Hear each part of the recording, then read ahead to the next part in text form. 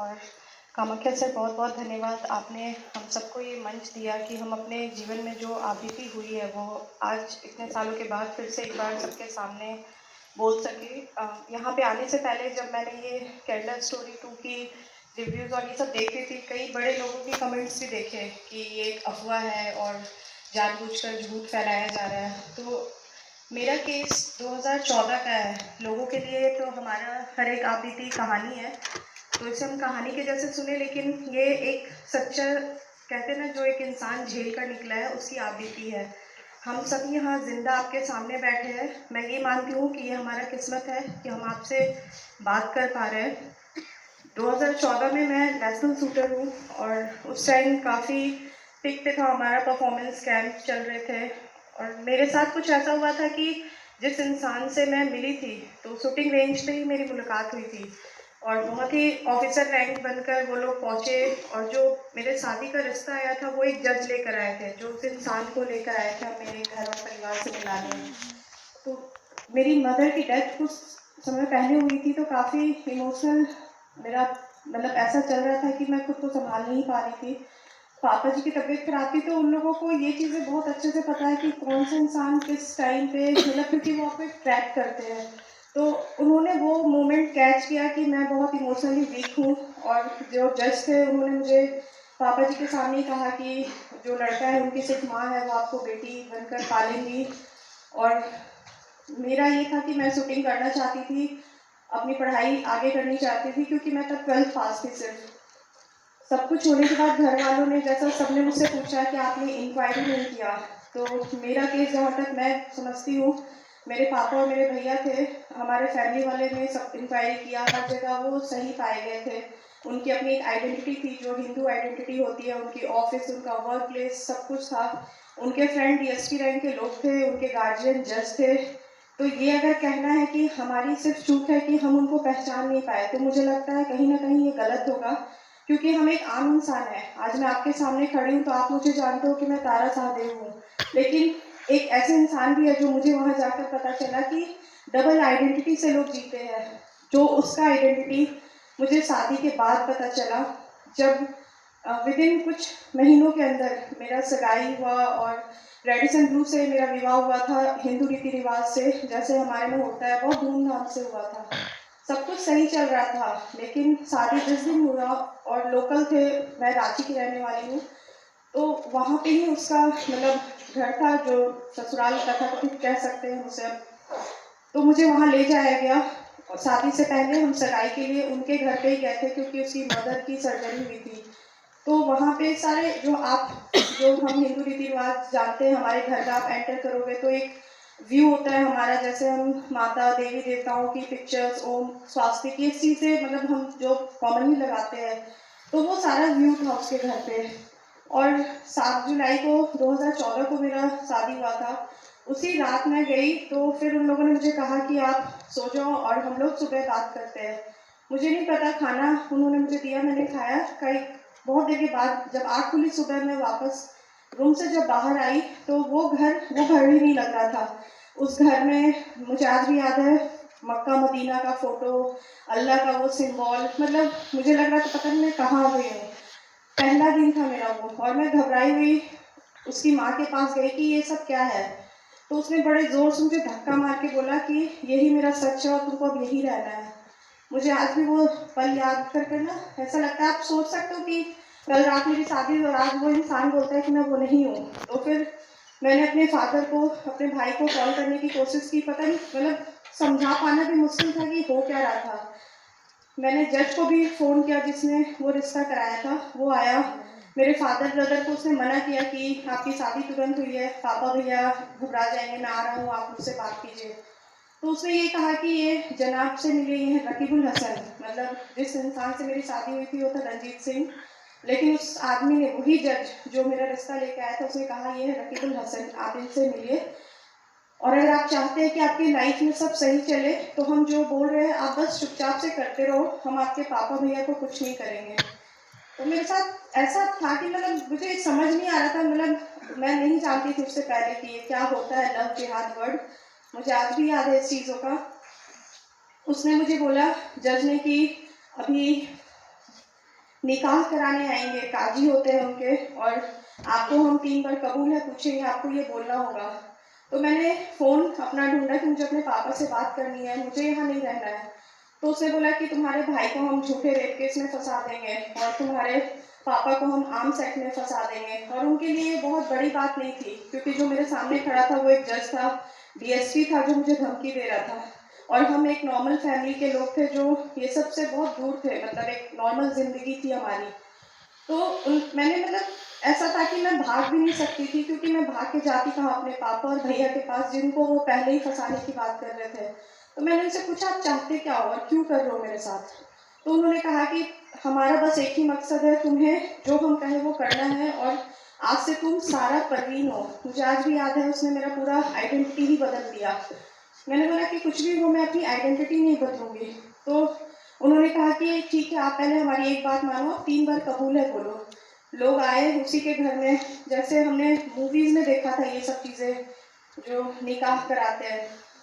वो जज आया, काजी आया, उसके कुछ लोग आए, एडवोकेट जनरल थे, मतलब कोई भी एक ऐसा आम आदमी वहाँ आसपास नहीं दिख रहा था जिसको हम कह सके कि हाँ मेरी मदद करो। जिस बूढ़ी बुजुर्ग जो माँ के नाम पे थी, वो मुझे धमकियाँ पे धमकियाँ दिए जा रही थी, और उसने कहा बस तुम आज कह लो, उसके बाद सब ठीक हो जाएगा। मैंने कहा 3 बार, उन्होंने कहा कबूल है कर दो, फिर मैं तुम्हारा पति हूँ, तुम्हारे हिसाब से तो मैं ही तुम्हारा पति, फिर मैं तुम्हें अपनी पत्नी मानूंगा। मैंने बोला ठीक है, आप 3 बार कबूल है करो। फिर उसने मुझे बोला आप साइन करो, आज से आप सारा परवीन हो। वहाँ से ये लड़ाई शुरू हुआ। मैंने उस जगह पे बोला, आपने ये कहा कि आप 3 बार कबूल है बोल दो, मुझे उससे कोई नहीं पड़ता पर, क्योंकि मेरी शादी हुई है कल आपसे दुनिया के सामने। लेकिन उस आदमी ने वहाँ से, वो उनका शुरुआत था, जो मुझे लग रहा था कि शायद इसके बाद सब ठीक होगा, वहाँ पे मैंने मना कर दिया उनके वो निकाह वाले सर्टिफिकेट में सारा परवीन के नाम से साइन करने से। और वहाँ उन्होंने मुझे धमकी दिया कि हम तुम्हें कुछ समय देते हैं, अगर तुम चाहती हो तुम्हारे पापा जिंदा रहे, तुम सही सलामत रहो, वरना कहाँ बेच दी जाओगी। कान में आज भी वो आवाज़ सुनाई देता है, तुम पहली नहीं हो, तुम आखिरी भी नहीं हो, तुमसे पहले बहुत सी गई और बहुत सी और भी हैं जो इस रास्ते पे चल रही है। तब मुझे लग रहा था पता नहीं मैं कहाँ से कहाँ पहुँच गई हूँ। मतलब पेपर आता था न्यूज़ का, मुझे याद है उस टाइम इंटरनेशनल चैंपियनशिप चल रहा था, लोग मेडल्स ले रहे थे और मैं वहाँ फंसी हुई थी। पापा जी का फ़ोन आया, अगले दिन वो मिलना चाहते थे, तो उन्होंने कहा कि नहीं शादी है, आप समय दो, वो लोग घूमने गए। ये चीज़ सिलसिला चलता रहा, मतलब कुछ दिन तक, जब तक उन्होंने बोला, मैंने बोला मुझे समय चाहिए, क्योंकि मैं खुद को समझाना चाहती थी कि मैं कैसे निकलूं। मुझे ऐसा था कि मैं नहीं चाहती थी कि मेरे पापा और भैया को मेरी वजह से कुछ हो जाए, या वो समाज जो हमें एक बार विदा करके भेज देता है, क्या वो ये सच जान के हमें एक्सेप्ट कर पाएगा। क्योंकि मैं जहाँ से आती हूँ, मैं एक राजपूत फैमिली से हूँ, तो मान सम्मान हमारे लिए बहुत इम्पोर्टेंट था। हमेशा से माँ ने बताया था सम्मान बहुत इम्पोर्टेंट है। तो उस इंसान ने एक झटके से थप्पड़ मारा कि तुम्हें जीना है तो तुम्हें वही करना होगा। मेरे लिए उसके बाद का टॉर्चर कोई मायने नहीं रखता था, क्योंकि मेरे लिए वो थप्पड़ बहुत था, क्योंकि वो वहाँ पे टूट गया था सब कुछ। तो मैंने उसी दिन डिसाइड किया कि चाहे ये जो भी इंसान है, मैं इसको छोड़ूंगी नहीं, और मैं ये सच को तो सामने लाऊंगी। मुझे सच में नहीं पता था कि मैं किस चीज़ की शिकार हुई हूँ। मैंने उस दिन से ठान लिया कि मैं किसी भी कीमत पे इस जज को, इस डीएसपी को, ये चाहे जितने पावरफुल हो, मेरे पास कुछ नहीं था, एक 12वीं पास लड़की थी, ना ही मैं बहुत पैसे वाली थी कि मेरे पास पावर पोजीशन था, लेकिन एक बात था कि जो वो कर रहे थे वो गलत था और मुझे उस सच को लाना था। 40 दिन मैं उस दरिंदे के पास रही हूँ, हर दिन ये सोच कर कि कैसे मुझे ये मौका मिले और मैं वहाँ से बाहर निकल पाऊँ जिंदा। उसने मारा, कुत्ते से कटवाया, कई बार गलत काम करने की कोशिश किया भी। लोगों के पास उस मुस्लिम जज के घर ले जाया गया कि तुम्हें बीफ खाना है, ज़बरदस्ती हर एक चीज़ कर, जितना एक लड़की को आप तोड़ सकते हो उसने तोड़ा। मेरे पापा भैया आए, उनको कहा गया कि हम बाहर घूमने गए हैं, मेरा फ़ोन इन लोगों ने छीन लिया। जब भी बात कराते थे स्पीकर ऑन करके, मुझे ये था कि मुझे मेरे पापा भैया भी सही सलामत चाहिए था और मुझे मेरा सम्मान वापस चाहिए। तो फिर उसने, उसका एक शेड्यूल था। ये ना एक नॉर्मल इंसिडेंट नहीं है जो हम सोचते हैं कि कोई एक वर्ग के लोग आ रहे हैं आपके जीवन को खराब कर रही है, एक आतंकवादी लोग हैं। मैंने उस पर घर पे देखा था सैटेलाइट फोन, जो हम आम आदमी नहीं देखते हैं। जो हमने मूवीज में देखा था, वो रात में वो फोन निकालता था, कई फोन कई सिम्स चेंज कर करके अलग अलग देश के उसको पैसे आते थे कैश। जब बेल बजता था पैसे का बैग भरा हुआ आता था। ये एक आम लोग नहीं है जो हम सोचते हैं कि नहीं कोई एक लड़की थी जो प्यार के चक्कर में फंस गई और किसी मुसलमान के घर चली गई या शादी कर लिया। ये हमारे लिए सोच से बहुत परे है। बहुत ही सिस्टमेटिक वे में मेरे सामने कई लड़कियां उसके घर पे आई थी और वो बच्चियां वैसी थी जो 12th के बाद एक अच्छे कॉलेज में एडमिशन कराना चाहती थी, जिनको ये झांसा देते थे कि हम आपका एडमिशन करा देंगे। मतलब हर वो कमजोरी जो आपका है वो उन्होंने नस दबा रखा है उस चीज़ों का, और वो जानते हैं कि आप किस चीज़ों के लिए कमज़ोर हो और आप किस चीज़ों से उनके काबू में रह सकते हो। मेरे कमजोरी मेरे पापा और भैया थे। ये सब चीज़ों को देखकर बस मुझे इतना था कि मुझे उसके घर से जिंदा निकलना है। और प्रॉब्लम ये था कि वो इंसान जब भी फ्लाइट पे चढ़ता था, एक तो उसके पुलिस के बॉडीगार्ड थे जो फ्लैट के नीचे खड़े थे, तो मैं भाग नहीं सकती थी।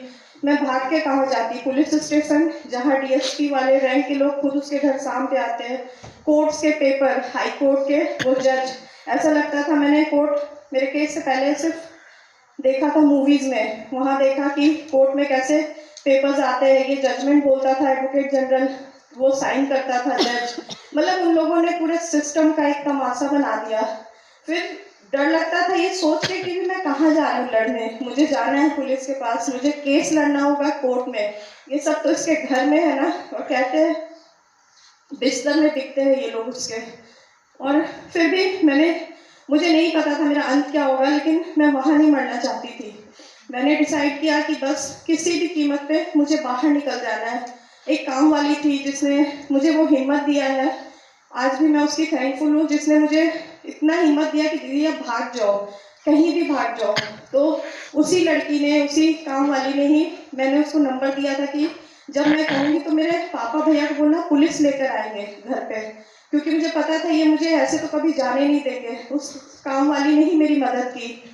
और एक दिन समय आया, क्योंकि उसके फ्लाइट का टाइम जैसे हमें पता है, क्योंकि रांची की थी मैं, हमारा बहुत 2014 का टाइम है, बहुत ज़्यादा फ्लाइट नहीं चलते थे दिल्ली और कोलकाता की रात की फ्लाइट। तो शायद उस दिन भगवान मेरे साथ थे। उस दिन रिंग हुआ बेल, तो मुझे मार कर बहुत ही बुरे कंडीशन में किया था, तो मुझे काम वाली उठाकर बाथरूम लाती ले जाती थी, क्योंकि मैं चलने के लायक भी नहीं थी उस टाइम। तो बेल बजा तो काम वाली क्योंकि मेरे साथ थी, तो उस आदमी ने खुद गेट खोला, तो जो भी वो इंसान था उसने कहा कि सर आज रात की आपकी फ्लाइट कंफर्म है दिल्ली की। तो मुझे इतना पता था दिल्ली की फ्लाइट मतलब लगभग 8 बजे की थी। मुझे लगा भगवान ने मुझे बस आज का समय दिया है, मुझे आज ही निकलना है, वरना मैं कभी जिंदा नहीं बच पाऊँ, क्योंकि मेरा हालत हर दिन बदतर होता जा रहा था। मैंने उसी समय काम वाली को, उसने ही पेन ला के भी दिया उसके रूम से, नंबर दिया कि मेरे भाई को बोलना 8 बजे वो आ जाए पुलिस लेके, अगर लेट हुआ तो भी ये मुझे मार देंगे, पहले होगा तो उसकी माँ उसे बता देगी और सारे लोग मुझे कैप्चर कर लेंगे और नहीं आने देंगे, जिंदा नहीं निकलने देंगे वो लोग। ऐसे ही हुआ। लेकिन पुलिस को भी मेरे पापा ने कंप्लेन शायद दिया, नाम सुनकर ही उन्होंने पहले तो हाँ ही नहीं भरा, बट फिर भी महिला पुलिस के साथ पापा ने भी, अब मेरे हैं कुछ नाना जी थे तो उन्होंने हेल्प किया। किसी भी तरीके से करते करते इन्होंने लेट कर दिया, 8:45 बजे तक शायद वो लोग पहुंचे, 8:45 या 9:15 का समय था। वह जैसे पहुंचे तो उसकी माँ का मुझे आज भी वर्ड याद है, लड़की भागने में कामयाब हो गई है, इसको रोको। उसने फट से जज को फोन लगाया, पुलिस तो सामने खड़ी थी, मुझे आज भी याद है, एसआई था वो भी एक मुस्लिम ही था जो जेंट्स था, और एक मैम थी। तो उसने कहा कि इस लड़की को आज रात भर यहाँ रोक लो और इसके बाद हम देख लेंगे। और जज का फोन था, क्योंकि वो ऊंचा सुनती थी तो उस फोन का स्पीकर ऑन रहता था, तो सारी बातें सुनाई दे रही थी कि इस लड़की के पति के पास इसको छोड़ना है, इसे नहीं ले जा सकते हो तुम। और वो पुलिस जो मुझे रेस्क्यू करने आया था वो जी साहब करना था, और मैं चौथे तल्ले पे थी उस जगह पे। मुझे समझ नहीं आया, कहते ना इंसान पागल हो जाता है। मेरे पापा भैया थे, मैंने कहा मुझे छूना नहीं, दूर रहना, वरना ये लोग आपको फंसा देंगे। वो लोग तो सोच रहे थे मैं पागल ही हो चुकी हूँ, क्योंकि मुझे पता था ना वो क्या कर सकते हैं। तो मैंने लास्टली 1 घंटे चला ये सब कुछ, डीएसपी आ गया, जज पहुंच गए, एडवोकेट जनरल आ गया, वो सारा उनका जो एक ग्रुप था वो पहुंच गया। उन्होंने कहा ये लड़की यहाँ से नहीं जाएगी। और वो पुलिस, वो जो हमारे रक्षक थे वो मुझे छोड़ के जा रहे थे, लास्ट में मैंने सोचा वो तो मुझे मार ही देंगे आज वैसे भी। मैंने बोला मैम मैं यहाँ से कूद जाऊंगी क्योंकि ये मुझे जिंदा नहीं छोड़ेंगे, इनको पता चल चुका है। मुझे आज भी याद है, कुछ है लोग जो सच में अपनी ड्यूटी करते हैं। वो एसआई मैम ने कहा कि इस लड़की को मैं यहाँ अकेला छोड़ के नहीं जाऊंगी। उन्होंने देखा मेरा हाल क्या था और उन्होंने कहा कि मैं इसको पुलिस के अपने लॉकअप में रखूंगी, लेकिन मैं इसको ना यहाँ छोड़ूंगी ना उसके मायके में छोड़ूंगी। वो एक पल था जहाँ मैं उस अंधेरे से बाहर निकली थी। मुझे नहीं पता था मेरा अगला दिन क्या होने वाला है। सबने पावर लगा लिया कि तुम रोक लो। फिर एसआई ने साथ दिया मेरा, मैं वहां से बाहर निकली। मुझे पुलिस अपने साथ ले गई। कंडीशन इतनी खराब थी कि वो लॉकअप तो कहाँ ही ले जाती, मुझे सदर अस्पताल ले जाया गया, वहाँ रेफर किया गया रिम्स में। मेरा इलाज शुरू हुआ और वहाँ पे अगले दिन सुबह ही इनके लोग पहुँच गए। इतना डर था मुझे कि ये मेरा नाम जानकर शायद मुझे जहर डालकर ना मार दे, क्योंकि वो कर सकते हैं, वो सब कुछ कर सकते हैं। तो मैंने, जो सर ने मेरा एडमिशन लिया था, मैंने बोला सर मेरा स्पेलिंग गलत कर दो, मुझे कहीं भी रखो, मुझे वार्ड में मत रखना वुमेन, क्योंकि वो मुझे मार देंगे। सर ने, मुझे याद है, ट्रॉमा सेंटर मैन के उसमें मेरा एडमिट हुआ था। मुझे अकेली मैं लड़की थी और बाकी लोग ट्रॉमा सेंटर वाले जेंट्स थे सारे। वो लोग आए, वैसे ही सबने ढूंढना शुरू किया। मेरी किस्मत शायद यहाँ थी कि मैं एक शूटर थी, तो हमेशा से जब मेडल हम लेते थे मीडिया वाले हमें जानते थे। तो प्रभात खबर वो न्यूज़ था जो मुझे याद है आज भी, ये नेशनल शूटर के साथ हुआ प्रताड़ना। वो न्यूज़ अचानक से फैल गया सुबह, और मेरे घर वाले, मेरे पापा ने पूछा था बेटा तुम चाहती क्या हो, लड़ना चाहती हो इन लोगों से? मैंने बोला हाँ, बस साथ चाहिए आप लोग का। और ये बात बहुत ज़रूरी है ना कि आप लोग जितने हो, ये लड़ाई ना किसी अकेले लड़की की नहीं है, उसका परिवार उसके साथ जब तक खड़ा नहीं होगा, जब तक समाज खड़ा नहीं होगा, कुछ नहीं कर सकती है कोई। मुझे याद है मेरे पापा नहीं रहे, लेकिन मुझे याद है उस दिन उन्होंने कहा था मेरा मान सम्मान तुम हो, और तुम हो तभी सब है, और मैं तुम्हारे साथ खड़ा हूँ। सॉरी। वहां से मेरी लड़ाई शुरू हुई। मुझे नहीं पता था कि अब क्या होने वाला है, क्योंकि मैं बस निकल गई थी। किससे लड़ना है, कैसे लड़ेंगे। 2014 सितंबर में जब एफआईआर हुआ, उन लोगों ने मेरे केस को घरेलू प्रताड़ना का केस बना दिया। एक पति ने पत्नी को थप्पड़ मारा। ये मेरा केस था ही नहीं। मैंने इसके लिए सीएम से मिलकर बात किया कि मुझे पुलिस पे यकीन नहीं है, क्योंकि मैंने पुलिस को ही, और हुआ भी ये, डीआईजी आए थे मेरे घर में मेरे पापा को धमकी देने कि अपनी बेटी को लेके कहीं चले जाओ और चाहते हो जिंदा रहे। तो पापा का वर्ड मुझे याद है, जब मरना था तो वहीं पे थी वो, ये लड़ने आई है तो हम लड़ेंगे। फिर वहाँ से हमने बहुत फाइट किया। मैं थैंकफुल हूँ हर संगठन, हर समाज के हर एक लोग के, मेरे परिवार का, जो लोग मेरे साथ नींव बन के खड़े रहे। हम लोगों ने 1 साल लगा था मेरे केस को सीबीआई का केस टेक ओवर करने में, जब सीबीआई मेरे केस को टेक ओवर कर आगे बढ़ी थी, क्योंकि मेरे पास सारा प्रूफ था, लेकिन कोई मानने को तैयार नहीं था। उस दरिंदे को पकड़ने के लिए रेस्क्यू टीम जो पुलिस की होती है, जो शायद अरेस्ट हो जाना चाहिए था, उसको उन्होंने 4 दिन का समय दिया कि वो सारा प्रूफ अपने घर से निकाल दे।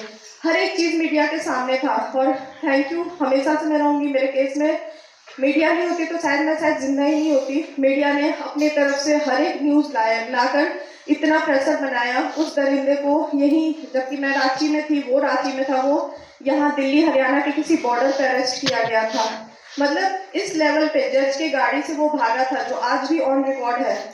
तो कहानी ना, ये सिर्फ मैं बस इतना ही कहने आई हूँ कि ये एक लड़की या किसी एक परिवार की स्टोरी नहीं है, ये हर एक दिन, हर एक समय के साथ। अभी जब मैं पीछे खड़ी थी तो लोगों को मैंने देखा, सब अपनी कहानियां बता रहे हैं। हम जिसको कहानी कहते हैं वो हमारा लाइफ है, और वो जानते हैं कि हिंदू लड़कियां कमजोर यहाँ होती है कि हम जब समाज के पास जाते हैं तो उन्होंने कहते हैं तो तुम्हारी गलती है, तुमने ही गलत किया, तुम्हें ही पैसे वाला लड़का चाहिए था, तुम्हें कुछ, मतलब हम ही है। उसको पता था, और उसने ये कहा था कि जाओ, तुम कहाँ जाओगी, मुंह नहीं दिखा पाओगी। मैंने देखा है लोग मुंह कवर करके आते हैं। मुझे उसने बुर्खा के लिए बहुत टॉर्चर किया था, तो मैंने उस दिन कसम खाया था ये मेरे पहचान की लड़ाई है, और मैं मुंह छिपा के तो कभी नहीं लड़ूंगी। और मैंने कभी भी अपने आप को कवर करके नहीं लड़ा, क्योंकि मरना तो वैसे भी है, किसी दिन भी मरेंगे, लेकिन ऐसे घुट के तो नहीं मर सकते। और फिर उसके बाद कंटिन्यू 9 साल लगे। सीबीआई ने केस लिया, सीबीआई के बाद मेरा 162 जो नॉर्मली केस में एक बार होता है, मेरे केस में 2 बार रजिस्टर किया गया। मुझे, जो आप कहते हो ना स्टेटमेंट रिकॉर्ड होता है विक्टिम का, कोर्ट में मुझे याद है 8 महीने मेरा पर डे बेसिस पे, सिर्फ ऑफ डेज हॉलीडेज छोड़कर, मुझे तो 9 बजे से लेके 1-1:30 बजे तक का कंटिन्यू मेरा चलता था क्वेश्चन। मतलब किस लेवल के लोगों ने नहीं चाहा कि हम टूट जाए या मेरा बयान बदल जाए या वो इंसिडेंट मैं भूल जाऊं। हर एक पल, हर एक चीज आंखों के सामने था। तो जज ने स्टेटमेंट में भी लिखा 9 साल लगे हैं मुझे इस लड़ाई को लड़ने में। 2023 में मेरा जजमेंट आया, 23 नहीं 24 में, जिसमें जज ने ये माना और उस दरिंदे को उम्र कैद का सजा मिला है और वो जज उसे 15 साल का सजा मिला और वो पूरी जो माँ कहती है उसे 10 साल का सजा मिला है। तो बस लड़ाई यहीं पे नहीं, आज भी वो बेल के लिए अप्लाई कर रहे हैं, हम लड़ रही लड़ाई बस शुरू है। अफसोस बस इतना है कि हमने इतना साबित किया कि ये हो रहा है, फिर भी ये चीजें हो रही है। मैं बहुत थैंकफुल हूँ सर की कि आप लोग जैसे लोग हैं जो ये चीजों को सामने ला रहे हैं, क्योंकि उनको पता था ना कि हम कभी इसको समझेंगे ही नहीं, ये हमारे लिए, इस दुनिया के लिए सिर्फ एक कहानी है। तो आप लोगों के सामने हम इसलिए आए हैं क्योंकि आप समझो हम जिंदा हैं और ये सच है। और ये कुछ लोग हैं, कहते हैं ना हमारे समाज में 2 तरीके के लोग हैं। एक वो स्तर के लोग हैं जो इसे छुपाने पे लगे हैं, क्योंकि मेरे ट्विटर में मैंने एक बुक देखा था कि लव जिहाद एक फिक्शन करके एक बुक आया था, बहुत बड़े कोई है शशि थरूर जी, उन्होंने कमेंट दिया था। तो बहुत अफसोस की बात है कि वो जैसे लोग, और वो रवि क्या नाम है, कोई मीडिया का ही है, वो भी यही सेम बात कहा उसने कि ये सब एक झूठी कहानी है। तो मीडिया के भी कई लोग हैं जो 2 पार्ट में बट चुके हैं। मतलब आप लोगों को मैं, हमसे ज्यादा आप लोग जानते हो कि किस तरीके से लोग किस चीजों को गलत और गलत को सही करने पे लगे हैं। तो ये लड़ाई शुरू तो की है, अंतिम सांस तक मैं सर से यही कहा कि मेरा सौभाग्य है कि आपने मुझे याद किया कि मैं आप लोगों के सामने आ सकूं। आप लोग बस इतना है कि इन चीज़ों को एक पॉजिटिव व्यू में ले, ये एक सच है, ये कोई छलावा नहीं है। और वो लोग बहुत स्ट्रांगली इस चीज़ को लेकर बैठे हैं कि जब तक हम ये सब साबित करेंगे, वो लोग कितनी लड़कियां आज भी, अभी भी इस पल भी कोई लड़की उसकी शिकार हो रही होगी। तो बस मैं आप सबका धन्यवाद करूंगी जो आप यहाँ आए, आप लोगों ने सच सुना। सर आप लोगों को दिल से मैं प्रणाम करती हूँ और सभी का जो समाज के लोग खड़े होते हैं हम जैसी लड़कियों के साथ, उन सबको धन्यवाद कहती हूँ। मीडिया का हमेशा से बहुत बड़ा आभार रहा है और हमेशा जिंदगी भर कृतज्ञ रहूंगी। धन्यवाद।